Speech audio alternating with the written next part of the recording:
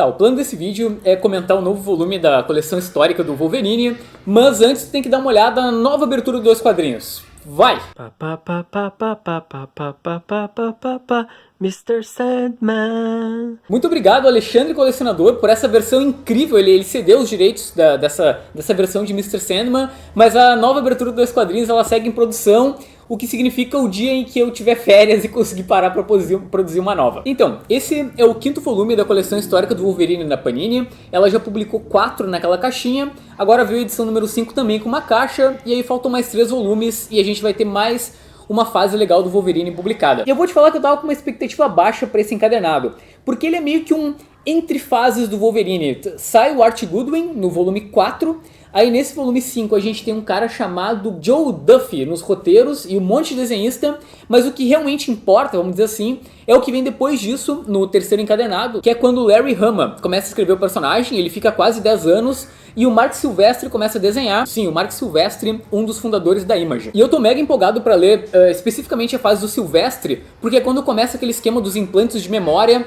que eu vejo todos os leitores das antigas dizendo que começa muito bem essa ideia do Wolverine ter memórias falsas, ele não sabe o que é verdade, o que é mentira, mas que depois desanda e vira algo extremamente confuso. Mas de qualquer forma, sendo bom ou sendo ruim, eu quero ver essa experiência que eu acabei não vivendo lá nos anos 90. Mas falando desse primeiro encadernado, aqui tem 7 edições, e as 3 primeiras são histórias que funcionam sozinhas, depois tem um arco em 4 partes. Na primeira delas, o Logan tá ajudando um grupo de crianças que são ladrões na verdade, que eles roubaram a pasta de uma assassina e essa assassina tá, enfim, caçando essas crianças. Na sequência, ele vira uma espécie de babá para um cara rico, ele tem que proteger o filho do cara e ao mesmo tempo é contada um pouco da origem dele lá com os Carcajus. Aí na sequência vem uma história muito boa, onde o Logan ele vai vingar a morte de uma família que ajudou ele no passado. E eu adoro o Klaus Janson, então foi muito legal de ler a história, tem toda aquela sabedoria japonesa, eu gostei bastante, lembra um pouco a história lá do Frank Miller. Aí depois tem uma história mais longa sobre um artefato que é escondido lá no meio dos selvagens numa ilha, e o Logan tem que ajudar os caras, aí tem um robô grandão.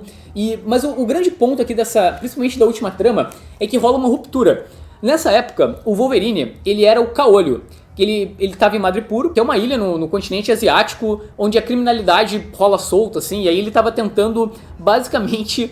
na verdade, ele foi dado como morto, no caso, os X-Men foram dados como mortos, e o Logan estava nessa ilha tentando manter... Ele estava tentando controlar a criminalidade e deixar uma mina menos pior no comando. Esse era o objetivo dele. Sério, foi muito divertido de ler isso aqui. Às vezes me lembrava a fase do Frank Miller no Demolidor, quando o Matt, sei lá, entrava nos bares para tentar descobrir informações e pegar os criminosos. Ao mesmo tempo é legal, aquela historinha da sabedoria japonesa foi bacana.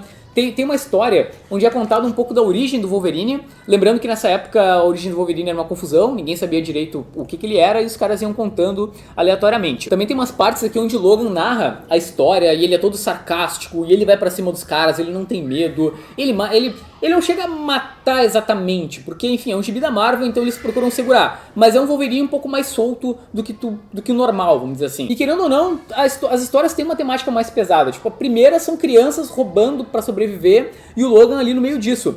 A última, por exemplo, tem um lance terrível, assim, que um cara acaba perdendo, acho que é o primo ou o irmão, de um jeito que é irreparável, assim, tu fica mega tenso. E eu também tenho saudade, assim, de uma época onde as histórias eram mais simples, não era nada mega rocambolesco e garras pegam fogo ou deuses, não. É o Logan que ele tá como guarda-costas, ele tem que ajudar combater os criminosos, e é isso, não tem nada muito gigante assim. Então é isso, eu acho que se eu gostei desse encadenado, provavelmente o próximo vai ser mais legal ainda, quando começa essa fase dos implantes de memória e o Marc Silvestre desenhando e anos 90.